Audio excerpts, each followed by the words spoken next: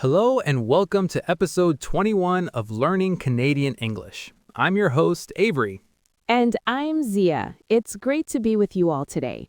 With the weather getting warmer across the country, we thought it would be the perfect time to talk about a very popular Canadian hobby, gardening. That's right, Zia. Many people who move to Canada are surprised by how passionate Canadians are about their gardens. I think it's because our warm season is short, so we really try to make the most of it. Exactly. But gardening in Canada can be tricky if you're new to it. The climate is very different from many other parts of the world. So, today we're counting down the top 5 things to know about gardening in Canada.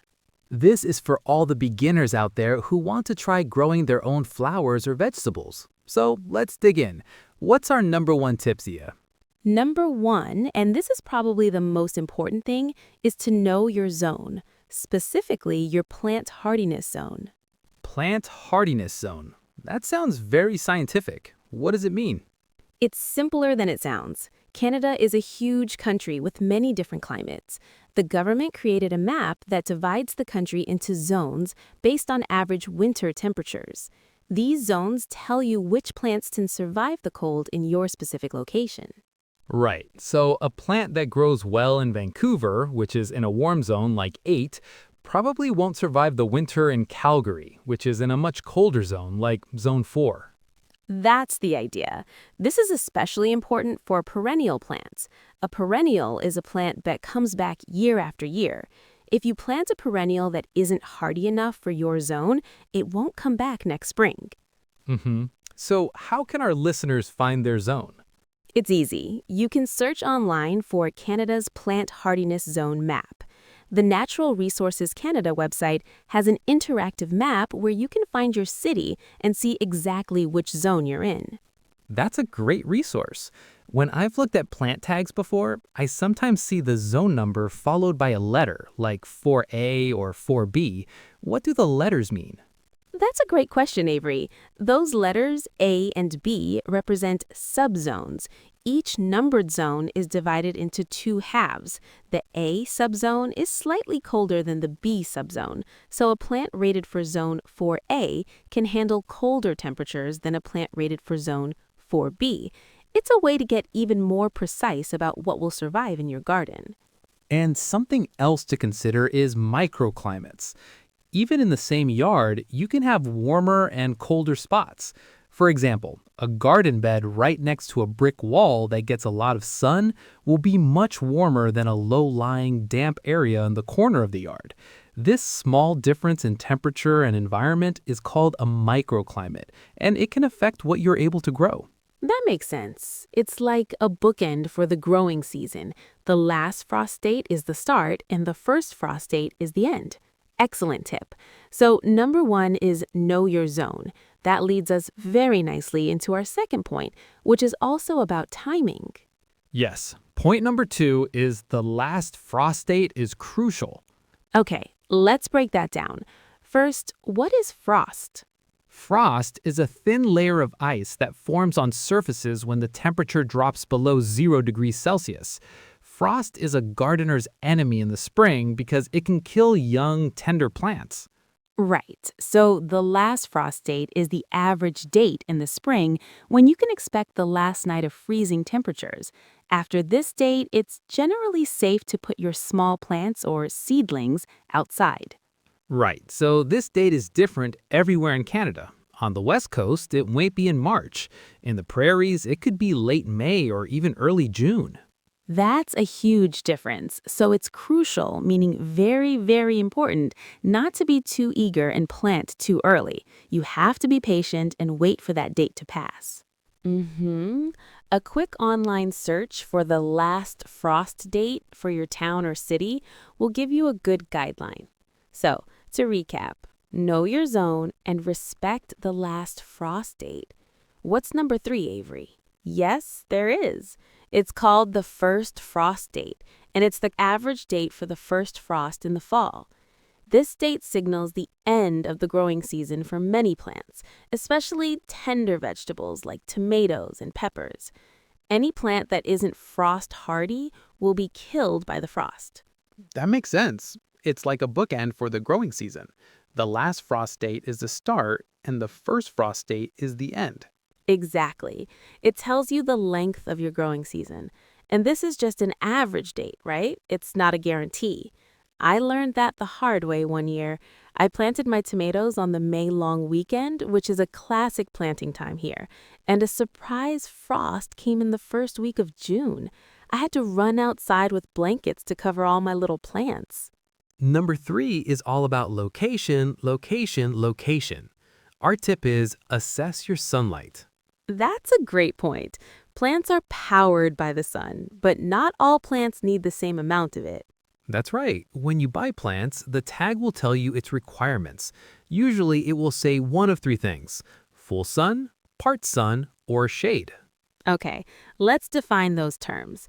Full sun generally means the spot gets at least 6 hours of direct sunlight each day. Most vegetables, like tomatoes and peppers, need full sun. And part sun or part shade means about 4 to 6 hours of sun per day. And full shade is less than 4 hours of direct sun. So before you even buy plants, it's a good idea to assess your garden space. That just means to watch it for a day. See where the sun is in the morning, at noon, and in the afternoon. Are there trees or buildings that create shade? That's a fantastic piece of advice. Knowing your light conditions will help you choose plants that will be happy and healthy. Putting a sun-loving plant in a shady spot is a recipe for disappointment. It really is. Okay, so we know our zone, our frost date, and our sun exposure. What's next on the list? That's a fantastic piece of advice. The direction of the sun makes a huge difference. I have a small balcony that faces west, and it gets so hot in the afternoon. I learned that I have to pick really tough plants that can handle the heat, like geraniums and petunias. Delicate things just get baked. And the direction your garden faces is really important too. In the northern hemisphere, a south-facing garden gets the most sun, which is perfect for heat-loving plants like tomatoes, peppers, and lavender. An east-facing garden gets gentle morning sun, which is great for things that can get scorched in intense heat, like lettuce and spinach.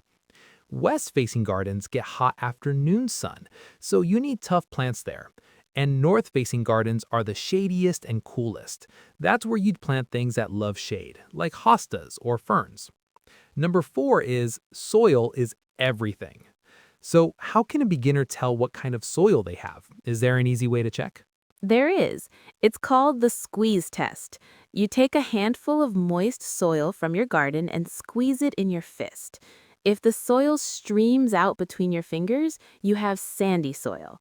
But if it forms a tight, hard ball that doesn't crumble when you poke it, you have clay soil. But if it forms a clump that holds its shape but then crumbles easily when you poke it, you have loam, the ideal garden soil. I just tried a mental squeeze test with the soil in my backyard, and it's a hard ball. Definitely clay. What does that mean for me? Oh, this is a big one. You can do everything else right, but if your soil is bad, your plants will struggle. Totally. The natural soil, which is the dirt in your garden, can be very different depending on where you are in Canada. Some places have heavy, wet clay soil. Others might have very sandy or rocky soil. Right, and often, especially in new housing developments, the soil isn't very good for growing things.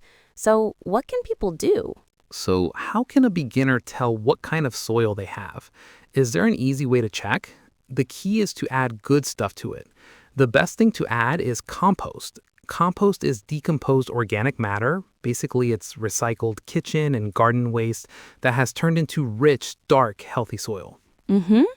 Compost provides nutrients, which are like food for your plants. You can buy bags of compost or good quality garden soil at any garden center and mix it into your existing soil. It makes a huge difference. And if your soil is truly terrible, or if you don't have a yard, there's always container gardening. That just means growing plants in pots. That way, you can fill the pot with perfect soil from the start. A great option for balconies or small patios.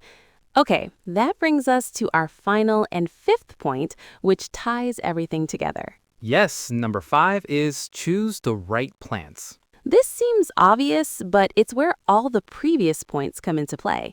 You need to choose plants that are appropriate or suitable for your specific conditions. That makes sense. So you go to the garden center, you already know your zone, your last frost date, how much sun you get, and you've prepared your soil. Now you can look for plants that match all of those things. Exactly. And for your first time, it's a good idea to start with plants that are known to be easy to grow. For vegetables, things like lettuce, radishes, beans, or zucchini are great for beginners. Right. And for flowers, marigolds, sunflowers, and petunias are usually very successful. The best thing you can do is go to a local garden center, which is another name for a plant nursery. Mm-hmm.